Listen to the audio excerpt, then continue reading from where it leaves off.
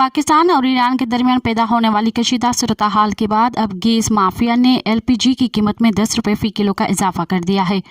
मुल्क भर में एलपीजी की कीमत में फ़ी किलो 10 रुपये का इजाफा किया गया है। कीमतों में इजाफे के बाद घरेलू सिलेंडर 120 और कमर्शियल सिलेंडर 450 रुपये महंगा हो गया है। रवां माह जनवरी में एलपीजी के लिए सरकारी कीमत 254 रुपये मुकर्रर की गई है, लेकिन एलपीजी 254 रुपये के बजाय 320 से लेकर 330 रुपये फ़ी किलो में फ़रोख्त कर रहा है। इस हवाले से एलपीजी डीलर्स का कहना है कि सारे लोग हम पर इल्ज़ाम लगाते हैं कि महंगी एलपीजी फ़रोख्त कर रहे हैं, लेकिन एलपीजी माफिया और एलपीजी मार्केटिंग कंपनियों को कोई कुछ नहीं कहता।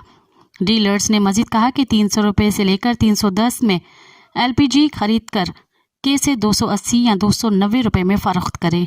मज़ीद ख़बरनि ऐं तफ़सीलात लाइ विज़िट कयो असांजी वेबसाइट www.awamiNewsHD.com ऐं ॾिसंदा रहो अवामी न्यूज़ HD।